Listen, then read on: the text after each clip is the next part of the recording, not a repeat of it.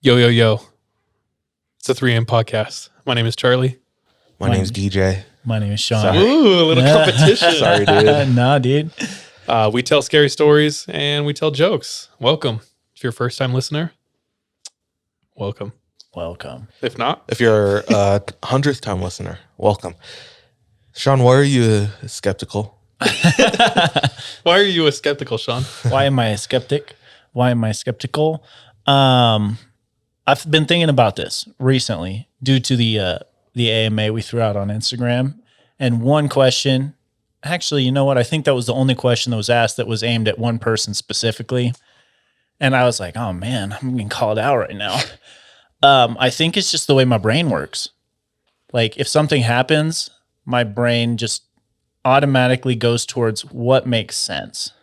So like, for example, that one time we were living in that townhome in Bluffdale and I'm watching the scary movie and then downstairs the front door slams open and I was like, it's the wind. Went and closed the door and locked it and it didn't happen again. But like, that's just what my brain does. It goes to what's the most possible.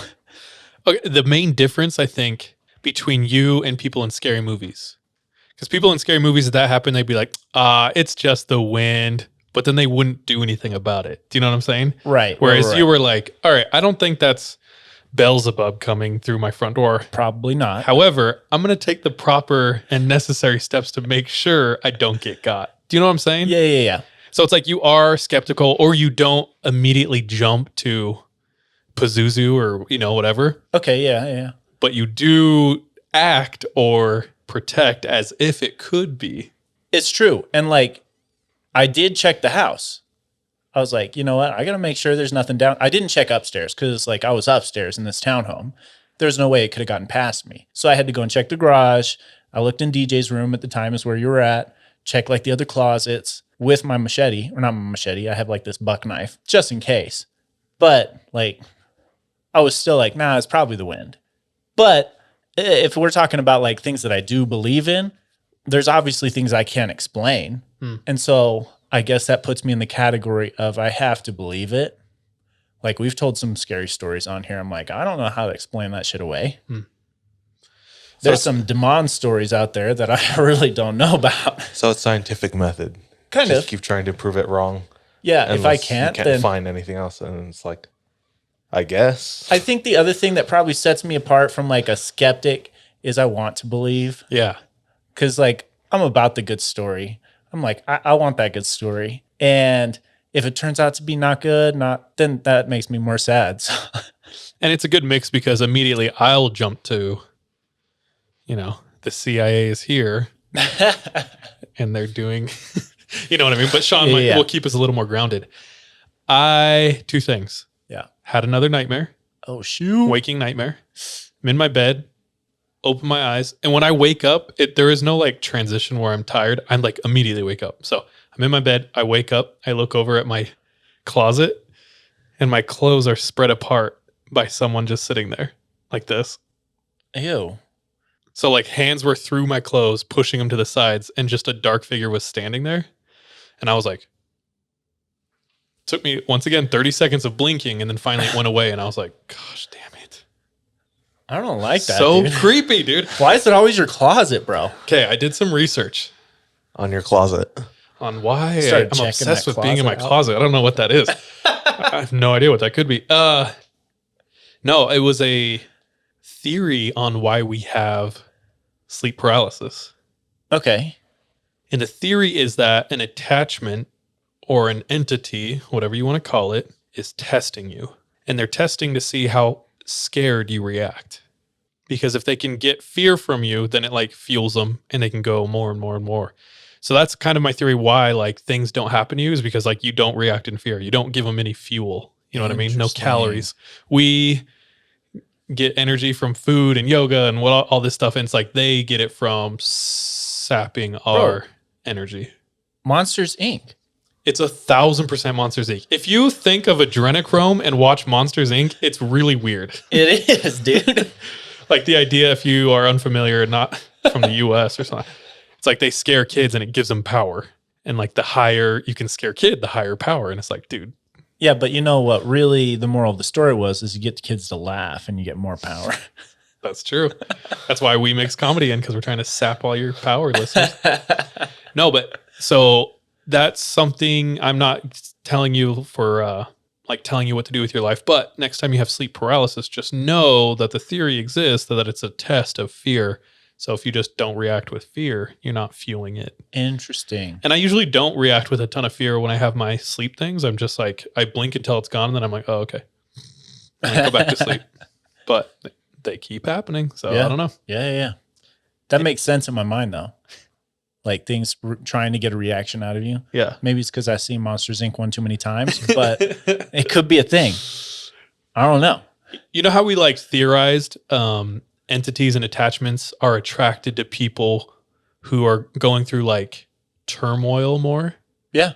We like talked about it and we came to that conclusion, but I heard it like bona fide laid out by paranormal investigators or like studies of attachment and spirits. They were like, no, that's a thing.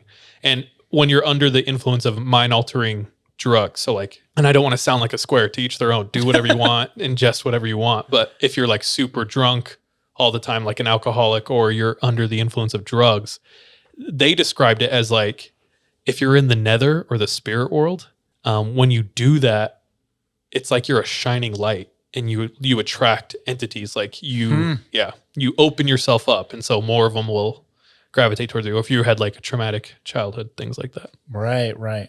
But anyway, I just wanted to come back to you guys and say like, it's not just us pontificating here. I don't know if that's the right word, but it's not just us. It's like, that's a legit thing. No, that makes sense. There was a study done on haunted houses trying to find like scientific correlations between all of them. And the common denominator was there were increased levels of carbon monoxide. Wait, what? Through like the deterioration of these old homes and the appliances in the homes, like carbon monoxide was more present, not in dangerous amounts, but enough to show that there was more than the average home. And the study was showing that probably plays a factor into like hallucinations. And I could see that. I was totally thought you were talking about like the made up haunted houses though. And it's like, they're pumping That's what I CO2 thought, in dude. there. sorry, no. I was like, why is like factory or fear factory? Like, I was like, that's so weird. Like how the hell and why they're just pumping in carbon monoxide. I was like, that is so weird. You're talking about like real cases of haunted houses. That's actually a good idea though for the fake haunted houses. Just pump chemicals into the air. Yeah. They should pump like CO or like straight oxygen so everyone's like kind of high and feeling weird. Oh yeah, dude. That'd be way smart. Get a little bit more of reaction out of people. Some type of psychedelic. Oh gosh. Like have a real horror night. That's hilarious. Do you guys have any memories of going to haunted houses like during October? We've talked about it a little bit before. What do you mean, like during October, like in our lives, or like? Yeah, at all. Like growing up or anything. You talked about how the PCC like does a haunted thing. Yeah. Do they still do it? I don't know. It's been like 11 years since I moved at home. So You should send a letter back and see if they. the white lady of La Ye. But my homie, this is probably take this off because it's kind of irrelevant. He makes like bootleg t-shirts and sells them out so quick. He made like my Yu-Gi-Oh shirt. Sick. Hell yeah. But he's dropping one. He just announced that he's dropping one on October 1st. It's the Legend of Morgan's Corner. It's dope. You gotta buy it. I want one for all of us. Bro. Yeah. But No, anyway. leave that in, bro. Shout him out. What's his IG? He's a rapper and he makes t-shirts. His name's Connor Boy, CNRBOY. Dope. Sick. Shout out Connor boy. Did I remember going to a whole lot of haunted houses? There was one that I remember going to, like growing up before like I moved out on my own. And it was in Washington at like a local high school. And it was all like, you got A-list, B-list, C-list, D-list, E-list is where we were at. I just remember like burned into my mind. There are a couple of like rooms that we walked into that I remember. One was this person lying on a table and it looked obviously like their like stomach had been opened up and they were dead. And then someone was behind the table with like a knife, like, he made me do it. He made me do it. And I was like, the f is this? That was the one that I remember. off the top of my head. Just not scared at all. Just not scared. I was like, this is so dumb. Like, what are we doing here? Dude, I get spooked. I get mad uncomfortable. Yeah. Especially like the one that effed me the most was you walked in and it was an entire church. Like it was a big haunted house. So there's like 10 pews on each side and there's like 50 figures covered in sheets and they're all like rocking back and forth at different speeds and you have to walk down the middle. Oh. So I was like, there's nowhere to be safe. So tight. yeah, you start walking down and then, you know, the third guy from the left like jumps up and starts running at you and you're like, oh shit, you run. But those are the ones that like scare me the most is when they make you walk through two things and you don't know which one's real or not. Have you ever been to, what is it, the Nightmare on 13th? I've never. Because like I went one year, maybe it was like 7 or 8 years ago. That's a big one in Utah, right? Yeah, just up in Salt Lake. And each level was a different like what's the word I'm thinking of? Something that you're afraid of, like Phobia? Phobia. Each level is a different phobia. So one was like homophobia. Just like ripped ass dudes. Xenophobia. Ripped ass dudes just like giving you lap dances. You're just like, I'm terrified. Stop it. Yeah. It's like, I gotta stay here for the rest of the night. Sorry, guys. Something's rising here. Spooky level rising. No, the Xenophobia. It's like, hi, I'm ethnic. There's some tacos. Yeah. It's like a bunch of good food. It's like culture, love. There's flavor happiness. in our food. Yeah. They actually use seasonings. Something other than salt. Yeah. Oh, If you that want to shit be is real hilarious. scared, then go to Nightmare on 13th. Damn. Dude, if the marketing team for them hears us, like we just gave them their Their whole haunted damn house. year plan. That's so funny. There was a couple rooms though that I was like, this is so dumb. Like one was the Fear of 13. And the room was like a neon room with the number 13 everywhere plastered on the wall. And it was Like this is lazy, That's bro. light work. Yeah. There was one that was cool. Have you ever been through those machines where you walk on like the little path and there's the outside room that's like spinning around? Yeah. I don't know what phobia that relates to, but Vertigo. vertigo or something. But that one was kind of trippy. Yeah. And there was like someone on the other end trying to do something, but I don't recall exactly what happened. Dude, haunted houses need to be taking more risks.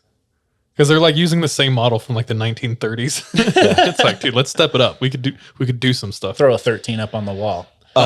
Did your as Mormons growing up, did all of you guys have the renowned trunk or treat? Oh, of hell course, yeah, dude. brother.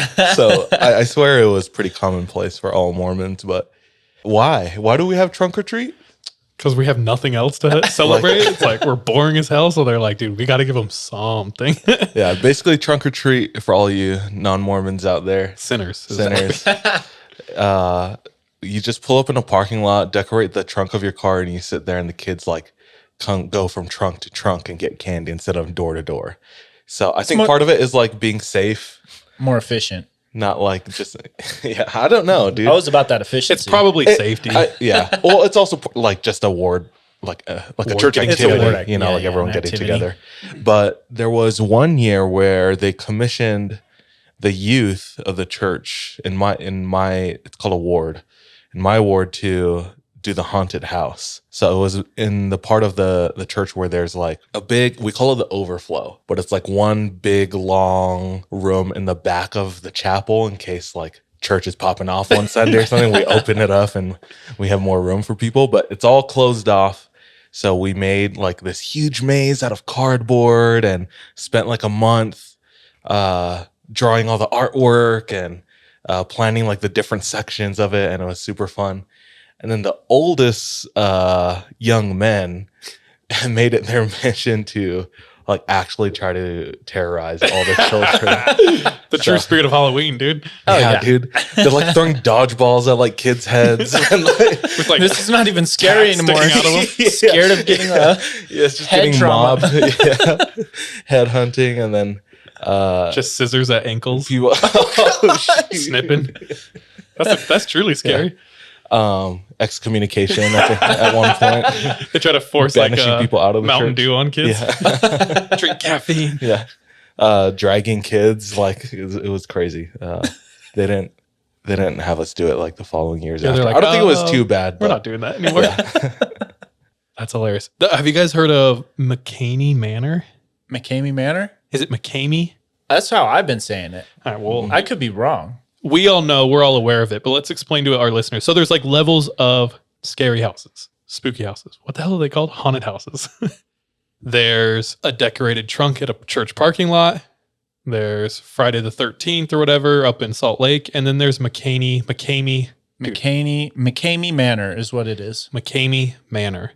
And so there are some haunted houses where if you give them permission, the actors can touch you. They can come grab you. They can take you away from your group. Mm-hmm. That's where I draw the line. I'm like, nah, I'm good. I don't need that. Sean and Kevin are like, no, we're down. We'll do it because they're brave. But this guy takes it to the next He makes you level. sign all of the waivers. This is the dude who does it for free, or he expects payment in dog food. food. Yeah. Yeah. So he started running this haunted house out of his house in San Diego. And immediately all his neighbors start complaining because what he does is straight up like torture. Yeah. So he will take people, he'll shave their heads, he'll pull teeth. Before that, doesn't he like kind of interview you to learn about you and your Yeah. fears so he can like tailor the experience to you? Yeah, the entire experience is designed to drain you. I believe he was like a drill sergeant. So he like knows how to yell at people and break people down. So even the signing of the waiver takes like 2 hours. They do it in the heat. He yells at you. He tells you you're quitting the entire time. He like tries to F with you the entire time. And then you write down a really long string of words that you will remember. That's your saved word. And immediately he's like, you're gonna quit. Like he's intentionally trying to get you to quit, right? And so from the very like get-go, he's psychologically like breaking you down. By the time you get to his house, you haven't even started. People are like shitting bricks, dude. Like I watched a documentary where they followed several people going through it. 5 or 6 super tough guys who were like, no, like I'll get through this. Like I served in Iraq. It's like they quit by the time they got to the house. They were like, no, this is effed up. I'm not doing this. So yeah, he can separate you. He can like waterboard you. He can put you in coffins, put roaches on you. He's like pulled people's teeth, shaved their head. He'll like duct tape your head like 20 times and just leave tiny little holes for you to breathe out of. Ew. And then people just like yelling. So like He's like stuffed people's heads into like a bath of pig's blood. And it's insane. he takes it there. And he like hires like local high school kids and stuff. It's like it's kind of a weird. So all of his neighbors complain and they're like, dude, get this guy out of here because people are just screaming like bloody murder. It sounds like people are dying. And you would think, wow, this guy's business would not last because who would want to do that?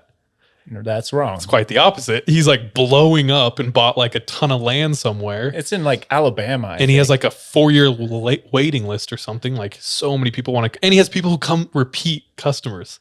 They've done it like 3 times. I don't understand why he doesn't take payment. I don't Doesn't either. know why we do everything for No. money. He must be like just likes independently doing funded. Maybe. Maybe there's some legality to like once you Uh, start accepting payment, something happens. So- I don't know. I don't know. Anyway, that's like the top level. That's like the next level, Yeah. dude. yeah, and I comfortably draw the line like 13 steps behind that. So. If any of our listeners have creepy things they've experienced in haunted houses, hit us up so we can talk about it more. Oh yeah. Like, what's your favorite thing about October or activity? I love the full-on excuse to just watch scary movies like every day. I'm on board with that too. I straight up watched 2 today. I walked in the house and Sean's casually watching. I still know what you did last summer. It was right after watching I Know What You Did Last Summer. And then I turned on I Always Know What You Did Last Summer, which is kind of trash. Actually, second one was kind of trash too, but the first one was kind of dope. First one is dope. Carving pumpkins.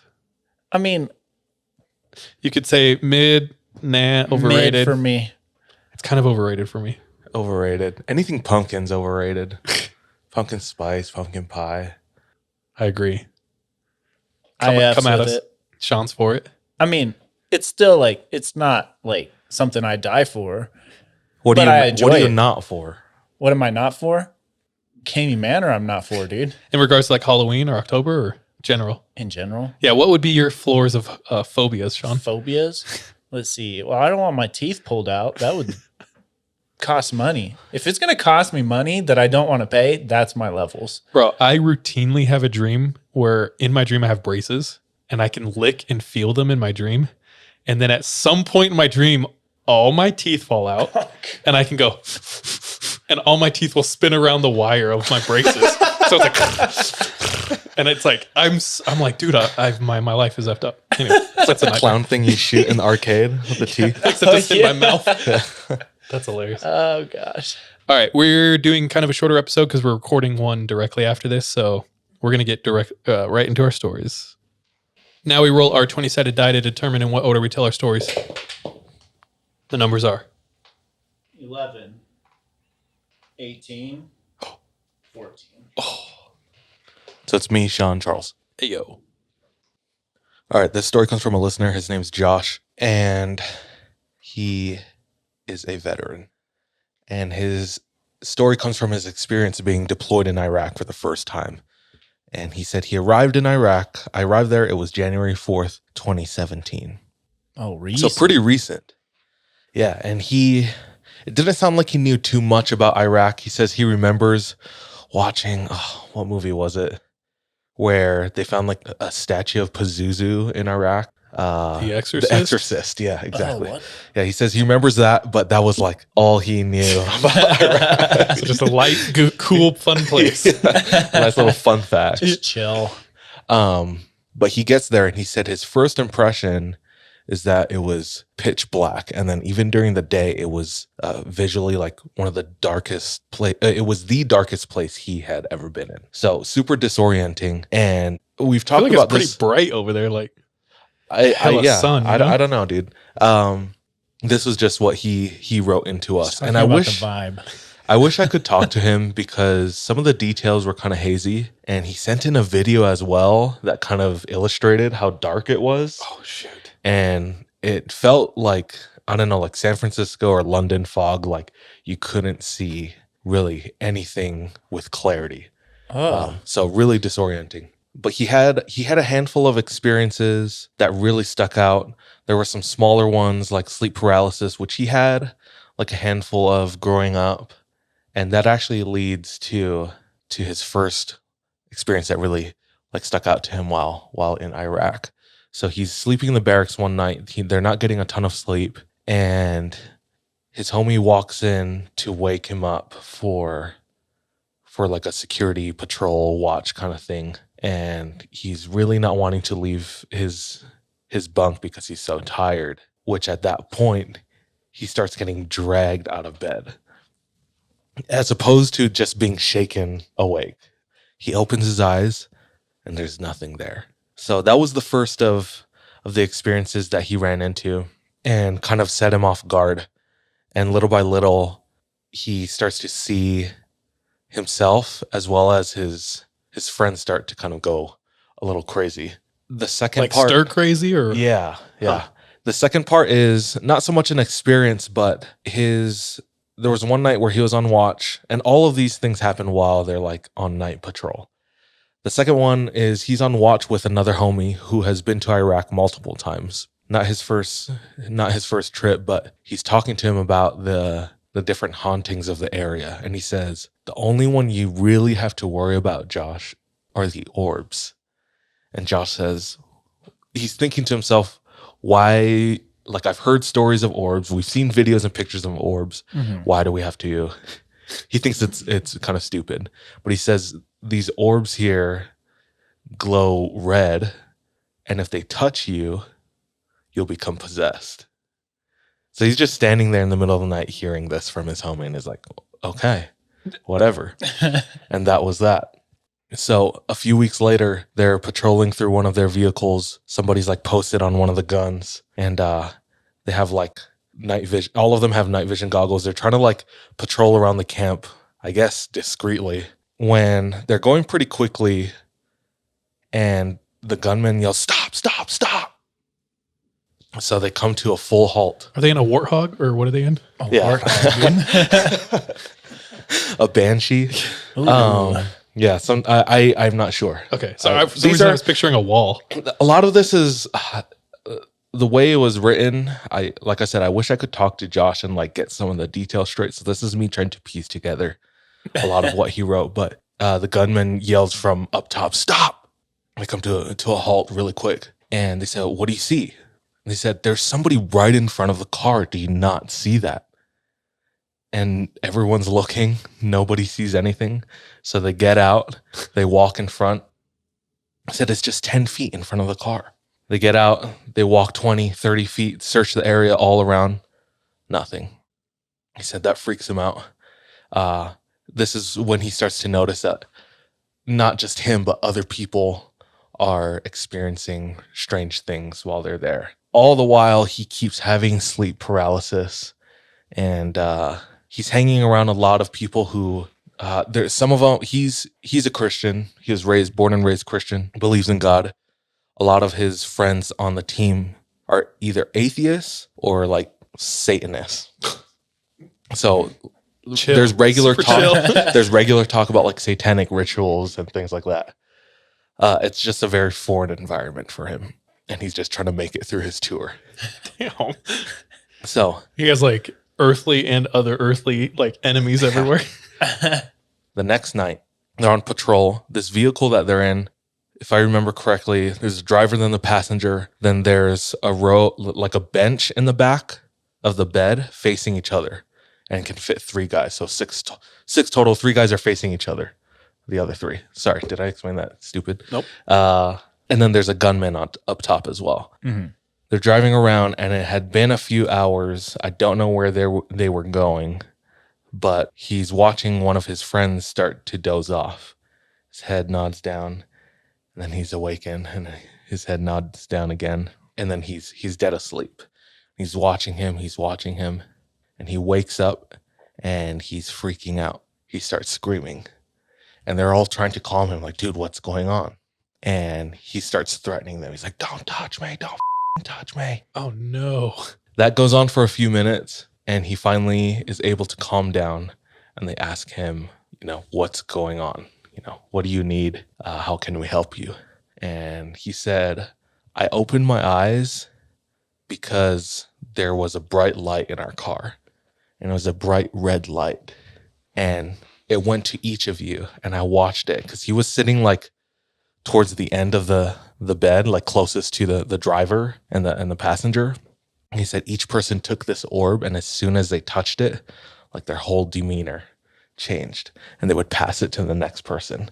And it went back and forth until it went to the last person before him. They took it, and they tried to give it to him. And that's when he woke up, and he was like, "Get the hell away from me, like, don't touch me." And that all happened in the truck. So when they got to their destination, Josh talked to him and said, "Hey, did so-and-so tell you the same thing about the red orbs here?" Because this is the first time he had heard about this from somebody else. And his homie who had the dream said, "No, I'd never heard that before."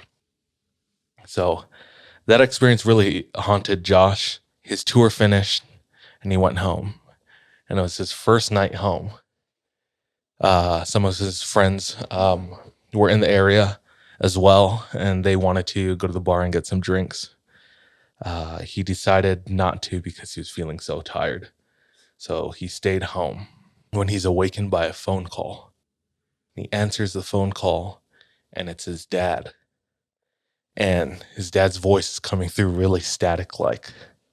And his dad says, "Son, whatever you do, don't listen to this," sounding like song or sound.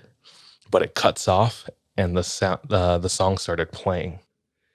And the song that was playing was like some Iraqi prayer that they played over the loudspeakers, like at a mosque, and them singing over the mic. Wait, sorry.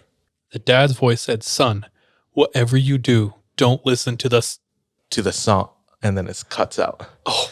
And it starts playing.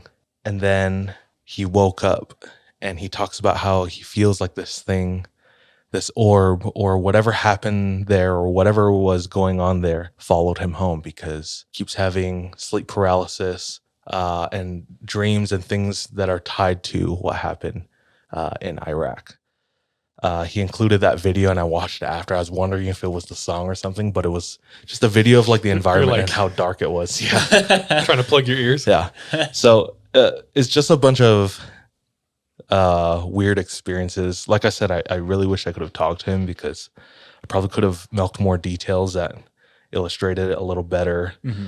A lot of these things come off kind of weird, so I'm not trying to explain how any of this happened. It's just the loose pieces or breadcrumbs of what he experienced. But Right. that was Josh's experience during his tour in Iraq. Dude, that sucks. Because up until now, I've always been the most dismissive about orbs. Like, that's just bullshit. That's just dust. Like, they're just photographing dust. Yeah. I've never heard a story that like They made me interacted creeped with it out and- from orbs. Yeah. Like that they could actually affect you in some way. Yeah. Anytime I see a supernatural video and they're like, we caught an orb, I'm like, Okay. I'm sorry if you're really into it. That's on you, and that's cool. I just like not swipe immediately. Not about it. But that's terrifying.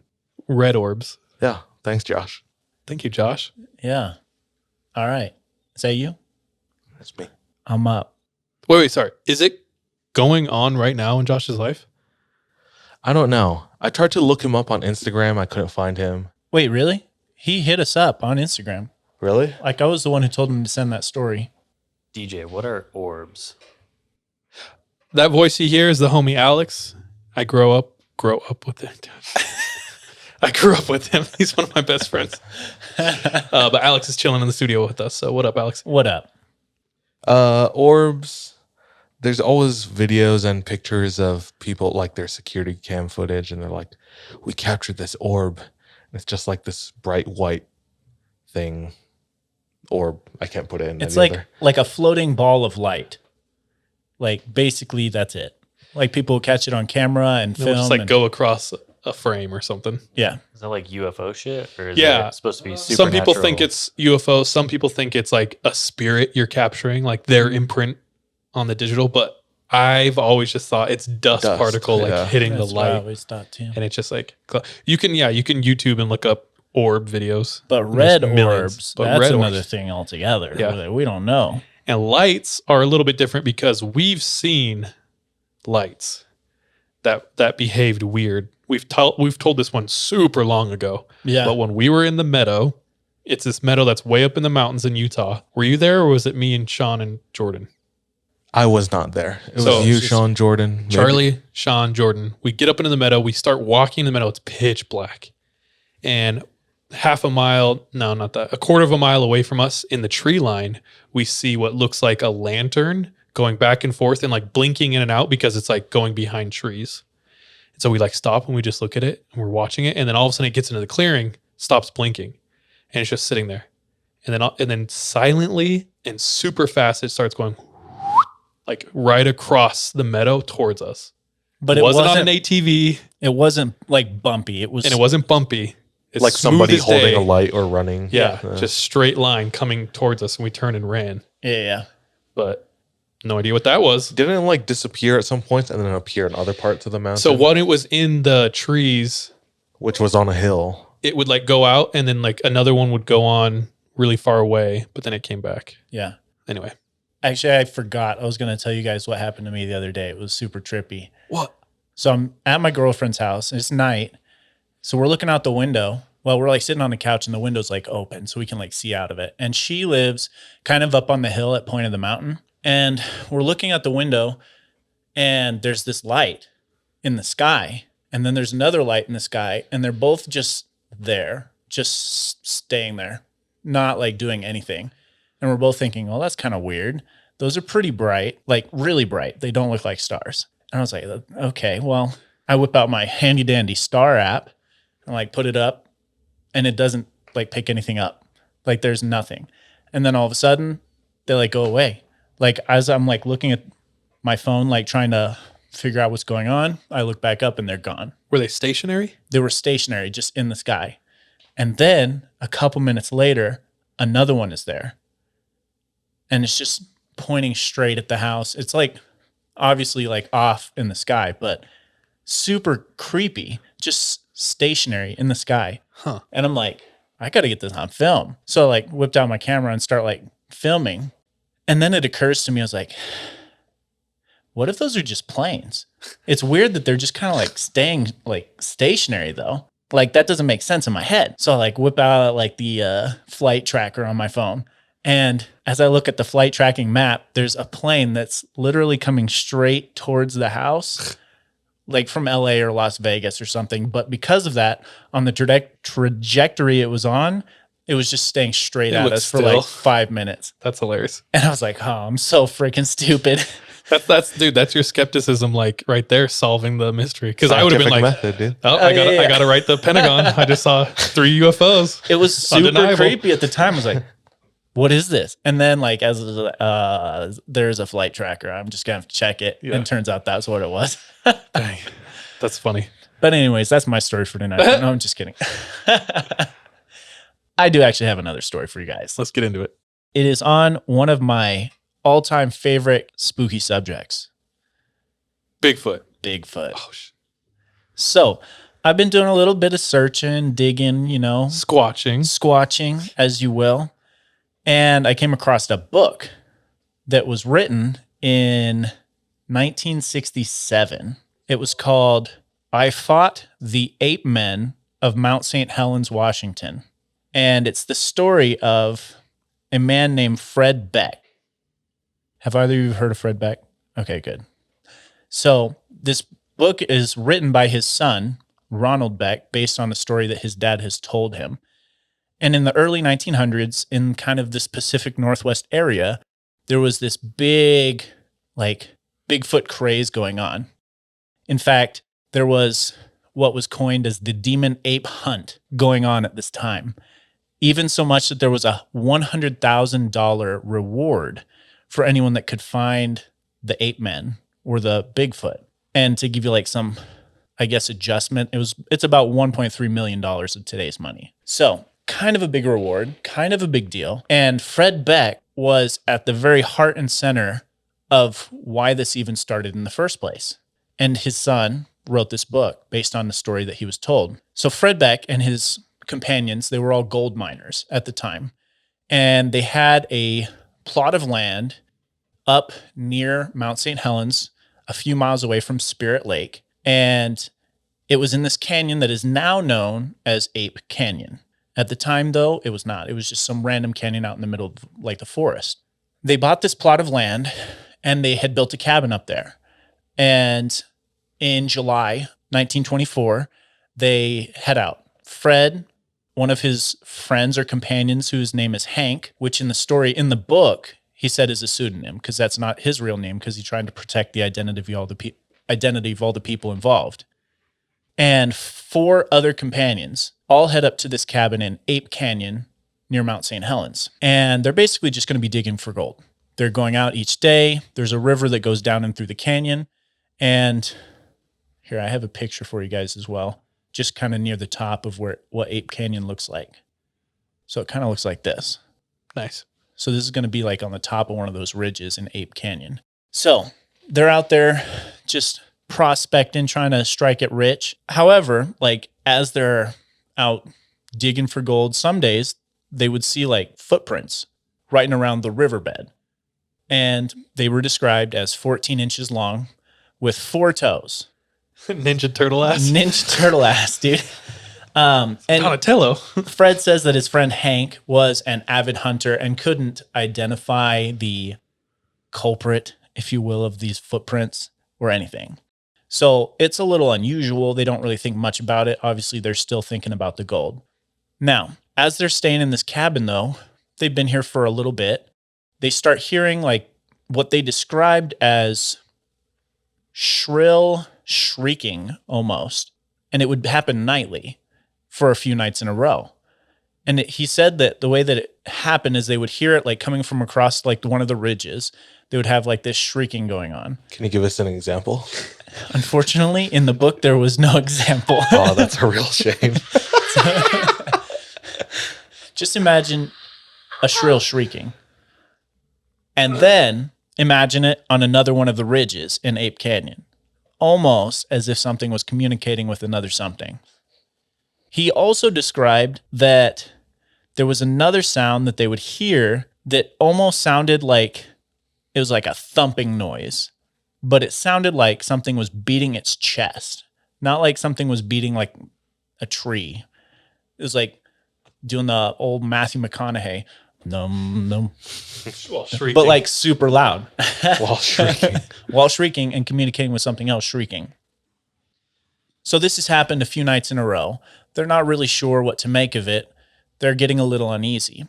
Wait, so it's happening at nighttime. The first time it was a scream. Second time was a scream with like the thumping. No. So the screaming and thumping is happening simultaneously on each night. Yeah. Yeah. But like, yeah. It's those two different things are happening, and they've happened a couple nights in a row. So one morning, Maybe it's a Bigfoot fap. Real ferocious. real ferocious. Like Donkey Kong in the Smash Bros. Where he like pounds the ground. Someone's like, these aren't footprints. These are dick prints. We're really not sure what the fingers on there, the toes were. Layers, bro. Layers.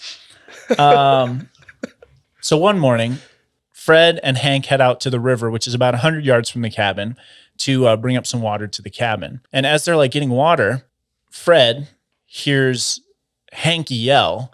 As he looks over to Hank, he's lifting his rifle, pointing it up at one of the ridges. And Fred looks over to one of the ridges, and he says this is about 100 yards away. He sees what looks like a figure. He identified it, you know how this all goes, as about 7 feet tall, and it looked like it had thick black fur hiding in between the trees. Hank then starts taking shots. He shoots it 3 different times, and Fred says that he could even see the bark like go ricocheting off the trees as he's like hitting the trees and not whatever's standing there. And then it disappeared. And then a few moments later, whatever it was reappeared, running down along the ridge. Hank shoots it again, and it disappears again. Both Fred and Hank grab the water and head back up to the cabin as quickly as they can. They get back to the cabin and tell their other like companions, the other prospectors, like what happened. They all kind of have this discussion. They're like, we got to head home. We have to do it in the morning though, because it's now nightfall and we're not trying to go out there in the dark. So at this point, they're like, okay, we need to basically go to bed early so we can leave early in the morning and get away from whatever it is that's out here. And there's this cabin, the way that they've built it, there's no windows, and they've built it where there's kind of like these 2 beds, bunk beds on the back end. They face, well, I mean, depends on however you want to sleep, but he said they're facing each other's feet. And then there's 2 more of them, so 6 total that are sleeping on the 2 that are sleeping on the floor. So there's no light in this cabin. It's nightfall. They all fall asleep. In the middle of the night, they wake up to a giant thud on the side of the cabin. And it was such a big thud that the chinking in like the cabin, like in between the logs, like fell out of the cabin. Who in between what? Chinking, that's what it's called. This is from his book, bro. Was he racist? Probably. Yeah. I don't It's know. like Chinamen started falling from the ceiling. Just Like all of the plaster they had in between like the cabin, like the logs fell, not all of it, but like it fell out of between the logs, landing on one of the people who was laying there on the ground. And they all start waking up to this guy who's on the ground screaming, like, because he just got hit by all of this stuff and all this plaster just on him now. They start pulling it off of him, and one of them gets up and like looks out what is now like a hole in the cabin.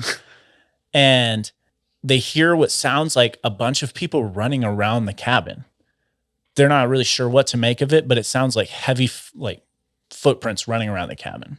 Now, whoever it was that was looking out said that they saw 3 of these things, what looked like 3 gorillas, but the way that it sounded like a lot more. So they're like freaking out. They're grabbing their weapons. They start firing out of the cabin now through like what are the now holes in the cabin. In between all of this, more thudding is like happening to the cabin as what is out there is throwing rocks at the cabin. Now, Fred, he says that there's a lot of accounts, and that's why he kind of told this story in the first place, was to clear it up. there are a lot of accounts that even describe giant stones being thrown at this cabin and even breaking like the roof and striking some of the prospectors. He said there was actually a lack of large stones around the area, and what was being thrown were these like medium-sized stones, if you will, being thrown at the cabin, and nothing was breaking through, but it was terrifying because the first one knocked out like the plaster in the middle of the cabin. So they're worried they're going to be able to get in still. So they're firing, rocks are being thrown back at the cabin. And in the midst of this, Fred says they had an axe that was hanging on like the cabin wall, and an arm reached through like this gap now in the cabin and grabbed the axe and started like pulling it out of the cabin. And Fred, quick thinking Fred, turns the axe like head sideways so that now it's like trying to pull it and it can't pull it out. And whatever it was that had grabbed it then lets go. The axe falls back into the cabin. He puts it, quote unquote, a safe place in the cabin. He said that this was going on all night. And at one point, something even humorous happened as he said Hank was singing a song to himself. If you leave us alone, we'll leave you alone and we'll all go home in the morning. Just singing this out loud to himself. Probably didn't think it was humorous, but Fred thought it was. This After happened. like 3 hours though, you'd be like, okay, We're pretty this is fucked right kind of now. dumb. This happened all night. Eventually, sun rises, and whatever it is now like not in sight of the cabin. So the prospectors decide, we have to get out of here. There's no point in packing our stuff. Let's just leave. They obviously grab their weapons, of course. But they start leaving, and along the way, about 80 yards up one of the other ridges as they're heading down this canyon, they see one of the gorillas, quote unquote, on one of the ridges. And one of the prospectors takes a shot. And this time, they saw it get hit and fall from the ridge down into the canyon. Now, they're still thinking, we have to get out of here because we know that there are more of them. We're not trying to, like, bring home proof, even though, like, I probably would be thinking we need to get this and take it with us. They're thinking we still have to get out of here. So they all make it back down to, I think, Kelso, Washington is the nearest town that they're in. And Fred says he's keeping it quiet. He doesn't want to tell everybody what happened. But one of the other prospectors, or multiple, like, had been talking, and now this story is getting out. Published in a book. Well, he told this in 1967 to his son because of all of like what had happened, this Bigfoot craze in the area. At the very beginning, he says, it is my intention in this book not only to tell you about the historic encounter I had with these mysterious creatures, but also to reveal to the public what I believe they are. And he believed they were Bigfoot. Now, after the word had gotten out to people in the town, multiple different like organizations get involved. First of all, National Park Service are like, we have to prove this wrong so that people aren't freaking out and like going around hunting in our national parks and stuff like that, because there's this $100,000 reward. So they head out there and they do a basic search around the cabin and come back and tell them what they found. The National Park Service says that yes, there were rocks around the cabin, but they also said the prospectors potentially could have done that on their own. They did find footprints, but one of the people, and I guess it was a scientist that was working with the National Park Service, basically redid the footprint and did like an arm and then like his 4 fingers at the end. It's like, this is basically what that footprint is. Easily could have been somebody else. They did not find the body of any Bigfoot out there. That's what I was going to ask. However, there is, in addition to this whole thing, Native American legends in the area of something called, and I don't know how to pronounce this, Siathkos. Perfect. They said that these creatures were harmless and very elusive. They were essentially giant ape creatures that lived in the area. And they were so elusive to the point where they would take their dead with them so that they wouldn't be discovered. Even the legends go as far as they would take every hair with them so that they wouldn't be discovered. I don't know how much I believe. Real it is convenient. also urban legends. But there is allegedly that legend that exists in the area. So all of that together even brought many people like searching for the $100,000 reward, including someone that we talked about recently, Gimlin? Patterson. Whoa. Roger Patterson was around the area at the time and allegedly found a footprint and cast it as well. But that is basically the story of the demon Ape Hunt and the attack that led to the urban legend that brought everyone to the Pacific Northwest believing that there were Bigfoot in the area. Damn. That's a crazy. big fight. A big fight. A big fight. That's wild. Did you ever hear the story of how Mike Tyson visited a zoo and he tried to bribe the zookeeper $10,000 to let him in the cage with the gorilla so he could try to box it? But the zookeeper turned it down. $10,000? That's what they tell you. He's like, yeah, I would never take that money. No. He just Mike murders Tyson a just kills gorilla. a gorilla, and then they say, no, we didn't let him. Harambe, dude. Yeah.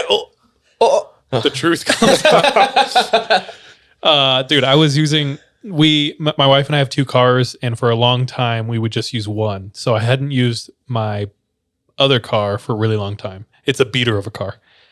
And after like a year of not using it, I get into it, and it's like winter.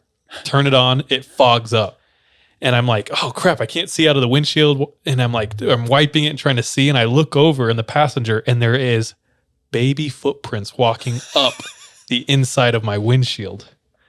And my wife is like, who the hell is, like, when did you have a baby in here? And I'm like, I have no idea.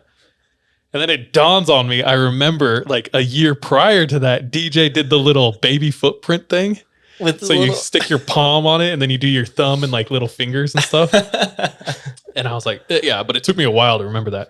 But that reminded me when you said they put their forearm in the thing. It's like the Bigfoot version of that. The babyfoot version of Did that. they just murdered one of them and just ran away? On site, dude. They're just Dude, like, yeah. he's probably like, Allegedly, that's what hey, happened. I know last night got crazy, but what the fuck? Like, I'm trying to help. The gold's over there. They're like, yeah, gave him no time to. That's crazy. I have heard that on Mysterious Universe. Oh, really? Yeah. Yeah, no, I was like, I found a couple books actually, and there's a couple that deal with like a bunch of different cryptids. One that was specifically about that encounter, which was I thought it was pretty fun. That's It was a dope. good That's read. like a Bigfoot staple, though. So I'm glad you shared it. Yep. That's me for tonight, though. Sick. Thanks, dude. Am I the only one who has just kind of given up on Bigfoot? I want to believe, but Sorry there. Yeah, I don't know. We'll see. Nothing's compelling to me. Yeah. Like to what end? Yeah. yeah. Real quick, dude, I heard a conspiracy theory of why missing 411s happen in national parks. It goes back to FDR signing a deal with aliens that they will give us technology if they are allowed to abduct 1 million children a year. Bro, this is the real New Deal. And they do most of them through national parks. What the fuck? Or they're allowed to abduct children and people. And How they do much a year? 1 million around the world. No. How much money? They gave Oh, them technology. Oh, technology. Yeah. Anyway, so, and then many believe that there are national parks. Every national park has like a crazy government center underground there. Dude, it's crazy though, like how many underground caverns and tunnels are like in and around highly missing 411 areas. I'm just saying, like, Have you ever seen that underground base at the mouth of the Provo Canyon? You talked about it once. Did I? Yeah. It's like when you get to the bottom of Squaw Peak, like the Squaw Peak turnoff, if you turn left instead, there's a park. There's all these bike trails, like mountain biking trails. And there's like a hiking trail as well. And my girlfriend and I were walking the trail, and we got to the end, and there was like all this barbed wire fence around like a cement slab and like a single like metal artifice coming up with cameras and like signs all over. It says like, do not trespass. But like there were no cars around, and it was like 24/7 hours. that's like, a doomsday 24/7 bunker, bro. surveillance. It was weird walking up to it, and I was like, dude, are there people in there right now? Like, Like not parked anywhere. yeah, Like they lived there or traveled there. it was strange. That is weird. That's that. All right, me. 'Tis me. 'Tis you. The time is nigh. The time is here. This is Zion's story. If you don't know who that is, my homie from New Zealand. To describe him, he is the size of a doorway, even bigger. Huge Maori dude. Comes from a tribe of Maoris in the north of New Zealand, near Whangarei. And his tribe, they're like known for being the biggest and the strongest and kind of the most vicious, like warriors. Ton of supernatural stuff comes from up there. We've talked about it briefly, but in the tribes in New Zealand, a lot of the tribes are known for like different things. Some of them divine, some of them can heal, some of them some of them were known to like be able to disappear while you were looking at their face and reappear somewhere else. Zion works at a local like Maori mental and social health institute. So they deal with a lot of different issues. Okay, so what's crazy is while we were recording with Camille, during the recording, he sent me this story. And I'll explain why that's crazy after the story. So he's working at this center, doing his rounds, and one of his homies, he's changed all the names. So one of his homies comes in, and he knows his homie Joey has been struggling for a while. Doesn't know what, but he just knows something's off. So he kind of like goes over and talks to Joey. He's like, bro, you okay? And Joey's like, actually, no, I'm not. He's like, what's going on? Joey was raised Christian. He went to one of those churches that have like a band. And Joey knows that our homie Zion is not unfamiliar with spiritual things. Like Zion's a pretty spiritual dude and he's pretty in tune. And especially with like good and bad spirits. So Joey just says, I don't know, man, like something's just been off. He's like, well, what is it? He goes, when I'm at home, I never feel alone. I feel like someone's there. He's like, also, I can't sleep. And I've been having like the worst sleep paralysis I've ever had. So talking to him, Zion quickly deduces or just comes to the conclusion that like what you're talking about is most likely an attachment or a full-blown like demonic entity trying to hurt you. Just the things he was saying and like mentally he was really down and like depression and black cloud creeping in. It feels like it's out of nowhere and there's no real reason. So he's like, dude, say a prayer, try to get some sleep, and let me know how you are tomorrow. Check in with me. And his homie goes, for sure. Immediately, Zion kind of goes to the corner, says a quick prayer. You know, look out for the homie, help him, protect him. Goes about his day. Next day, he's working. Out of the corner of the eye, he sees Joey come in the building and he looks over and knows something is wrong. Joey is drawn. His complexion is super pale and he looks bad. Catches eyes with Zion. His eyes go wide, comes over and he goes, dude. He goes, you okay? And he goes, it got worse. And he's like, well, what happened? He goes, I don't want to talk about it. And then he goes, leaves. Later on, Zion would find out that night Joey's asleep in his bed, wakes up, and he feels like there's something there. And he feels terror, fear. And then all of a sudden, ooh, his whole body's like pushed down. He's like, okay, I've been here before. I know what this is. I know what this is. I know what this is. And as he's trying to think and get out of it, he feels two small hands coming up his chest, super slowly. And both the hands go around his neck and in an instant chokes him harder than he's ever been choked in his life, like pushing him down into the bed. So he spends most of the night like fighting for his life. Like it feels like he's fighting for his life. And when he finally comes out of it, doesn't want to go back to bed. So he hasn't slept for like a solid week, like well. He's been struggling with this every night. By the end of the day, Zion has talked to Joey and he's like, dude, we need to do something. It's getting worse. Like he hasn't slept. So at the center, there's this mother figure, an old Maori lady who kind of like just offers advice, an ear to listen, a shoulder to cry on to all the workers there. So Zion goes, hey, we should go see her. Joey agrees. And they say to their other homie, Ricky, do you want to come with us? Like, let's go support Joey. Let's take care of this together. And Ricky's like, yeah, I'm there. So they call the lady. They say, can we come meet? She says, yeah, of course. Come at 4 p.m. We'll be there. They get to the building, and it's at a church. So this lady and her husband are pastors of a local Christian church. They go into their office, and they immediately feel better. It's bright. They're chatting.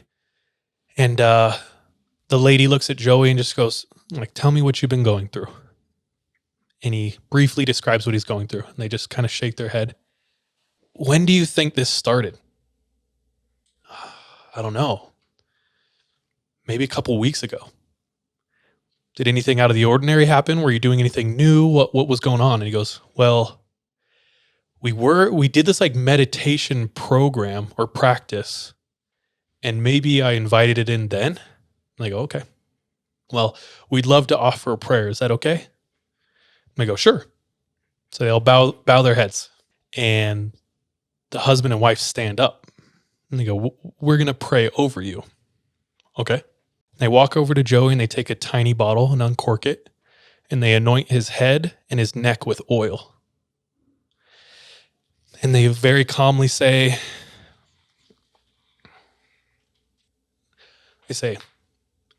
God, please reveal the presence that is hurting our brother Joey. God, please reveal the presence that's hurting our brother Joey. Over and over. Then they walk over to Joey. They put their hands on his shoulders. And again, God, please reveal the presence that is harming our brother Joey. And they start rubbing Joey. Joey's in his chair, bowing his head, gripping the sides of the chair. And they start rubbing his shoulders and his back almost as if they're like pulling something out of him. And it becomes a chant. God, reveal what is hurting Joey.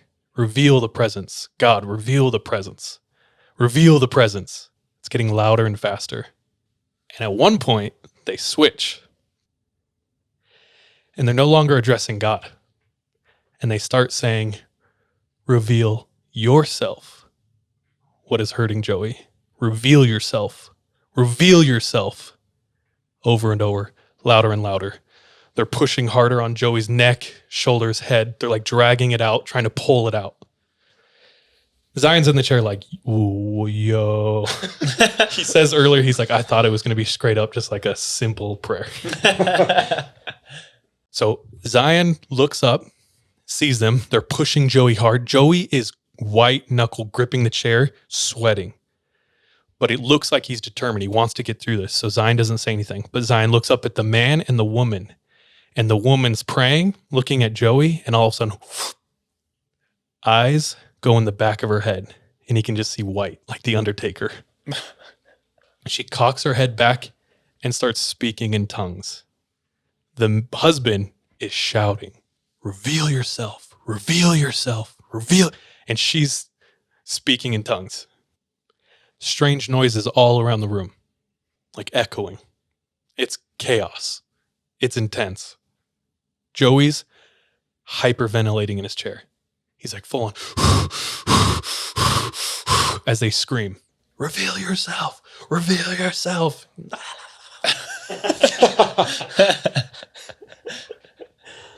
It's coming to a point in the head. Joey's like almost in pain, gripping. And the husband says, it's a monkey demon. Zion kind of interjects right here and says, I'm not unfamiliar with light and dark, especially with like demons, angels, and things like that. He's pretty well versed in Christian and Maori folklore, legend, belief. And he's sitting there in his chair, and when he hears that, he's like, what? Like, what? Super skeptical. Like, did I hear him right? What the hell was that? Like, that doesn't make any sense. Mm-hmm. And in fact, he kind of says like, okay, this is corn. This is corny. So Zion checks in with Joey. Joey's like in the grips, but he looks like he wants to get through it. Looks over at Ricky. Ricky's in solidarity, just bowing his head, closing his eyes, and like praying. And he's like, okay. Like he's thinking about pulling Joey because it's getting so intense and weird, but he's like, nah, let's just see where this goes. They're screaming at the top of their lungs, leave this body. leave this body. They're like rubbing every part of his head, his back, like super hard, like whoom, whoom, rubbing the back of his neck. Leave this body. He's gone from clenching the chair. He's banging his fists as hard as he can on his knees. Like as hard as he can bang his hands, his clenched fists on his knees. Monkey demon, leave this body and never come back. Monkey demon, leave this body and never come back. They scream louder and louder until Joey arches his back, almost standing up in his chair, and lets out a hoarse scream from the pit of his stomach. Like, ah!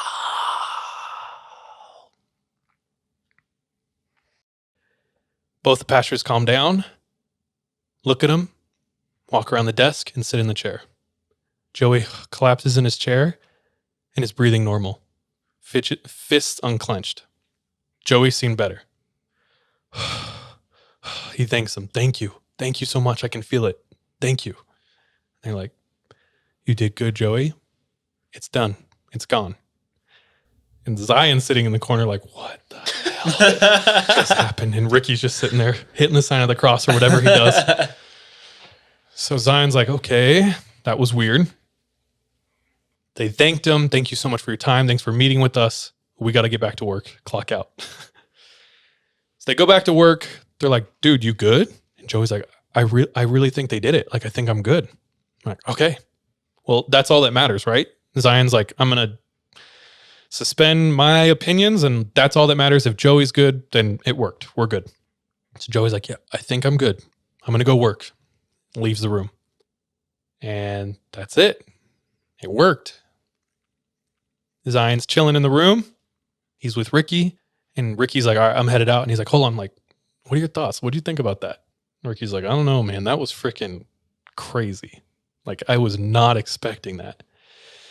And Zion's like, yeah, me neither. Like, the second he said monkey demon, like, what the hell is that? And Ricky's like, dude, that I don't understand. And he's like, yeah, like, I've never heard of that. I don't know. But whatever. If it works for Joey, it worked for Joey, right? So they're like sitting there, and Zion pretty much just says, like, yeah, like, the second he said monkey demon, I just thought the whole thing was kind of ridiculous, but whatever. And anyway, that was it. They were like, okay, gonna go their way. And that was the story. But before Zion leaves the room, Ricky goes, well, there was one thing that kind of freaked me out. Zion's like, what? And he goes, I don't know. Like, when he said monkey demon, I thought it was so weird. I opened my eyes. And he goes, dude, I don't know how to explain this, but when Joey let out that scream, he said he opened his eyes and looked up at Joey, and he saw a small, dark figure jump down from Joey's chair, climb up the wall, lift a ceiling tile, climb in, put it down, and run across the ceiling. He goes, I swear to God, it looked like a small monkey. Zion says, although I still think it was kind of a BS exorcism, I really can't explain what Ricky had seen and heard during the experience. I'm sure there are ways you could explain it away, but I really have no idea how legitimate the whole situation was. Like, I know there are demonic forces in the world, and I know they have malicious intent. I'm just not sure if the methods and the conclusions drawn by the pastors and Joey are 100% true. Still, not sure what to make of it. It was a really intense situation, and I'm just grateful that it helped Joey. As of today, Joey seems well and hasn't had any further negative influence from the monkey demon, so I guess it worked. So that's the story of how I accidentally attended an exorcism during work hours. I know the story is a bit all over the place, but feel free to ask any questions, bro. So okay. One, the story's crazy. Yeah. I believe Zion 100%. Not the type to lie or make anything up. So that it's crazy on its face. Two, I got it during Camille's stories. Mm-hmm. Do you remember any of Camille's stories that would make me freak out why I got this at the exact same time? And if you can't, I'll help you out. Camille Jolly told a story of 2 missionaries knocking on doors. Oh, yeah. And the door opens and it's a lady and she's aggressively telling them, I do not want you here. And she's peeking through the door and she's like, leave. I do not want you here, in a deep, dark voice. And then the door opens all the way. One of the missionaries sees a parrot on her shoulder. And the second he sees a parrot, he said he's like overcome by fear, looks at his companion and says, hey, we just need to get out of here. They run away, talk about it. Wow, that was really crazy. That was weird. I felt weird. What about that effing parrot? And the other companion goes, what parrot? I did not see a parrot. Then we started talking about animal attachments. Mm-hmm. And literally, as we're talking about that, he sent this story. And I was like, bro, I don't know what that is, but that's weird. Yeah, because up until that point, that was the first time we ever heard about like an animal appearing as like, we talked about omens. The only other one is I told him, bro, you sent this while one of our guests was sharing the thing about the parrot. And I was like, do you remember on the mission, the story from Elder Downs when his uncle came, saw the other uncle had a gecko on him? Yeah. And he took the gecko and died. He said, yeah, for real, that's trippy, bro. These ministers were so adamant that it was a monkey spirit attached to Joey. Even though I know firsthand about spirit and possessions and demons, I really thought the idea of being a monkey spirit was straight up nonsense. Wasn't until Ricky asked me if I saw or heard the monkey that I started to rethink about it. And he goes, bro, I remember Downs' story too. Spooky AF.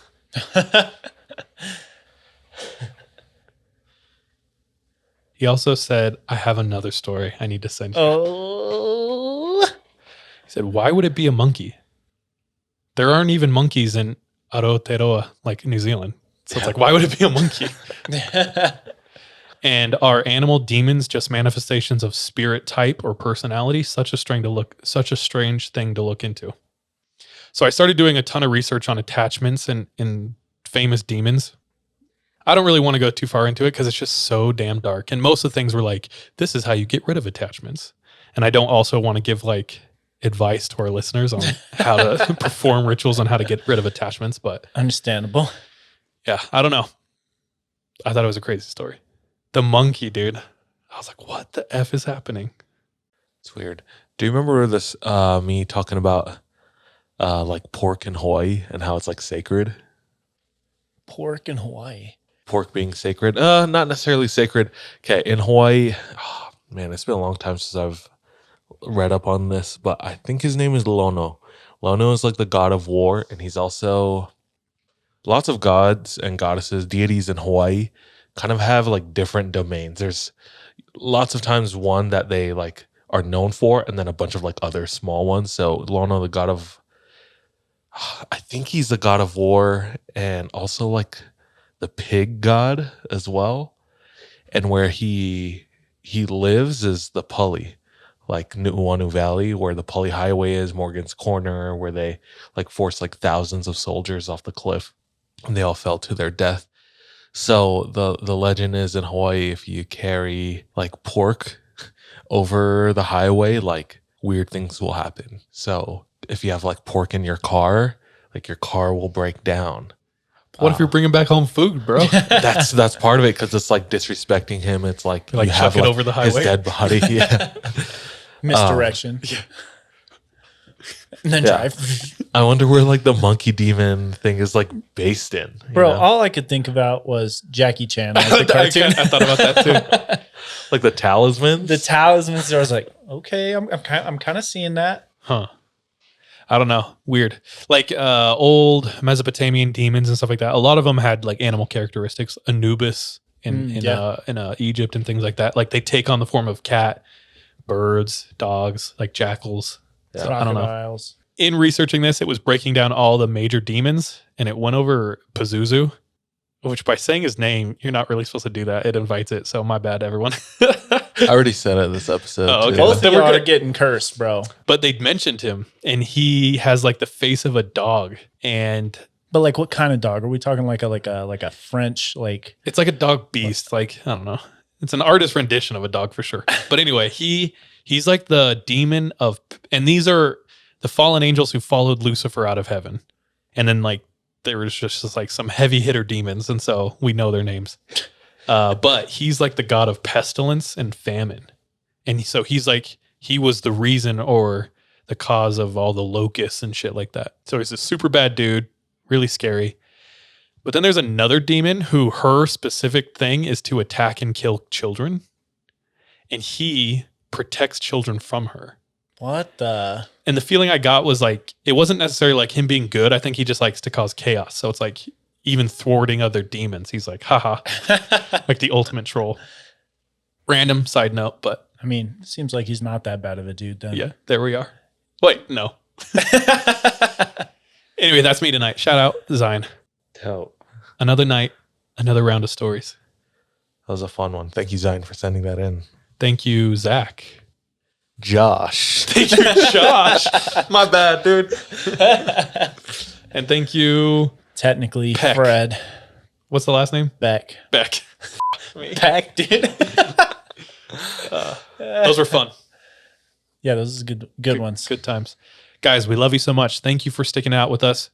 Thank you for the growth. Thank you for sharing. You guys must be telling all your friends because it's we're going up and it's fun. Oh, yeah. It's cool. Spooky season is upon us. It's our time. Share this episode, any of our best episodes with a friend who needs a little extra scare this holiday season, and send your story in. You can send it to our IG DMs, or you can go to the 3ampodcast.com where you can submit your stories, check out merch, etc., etc. Until next time, Bye, love you, be safe. trust your gut, watch your back. Be careful out there. Goodbye.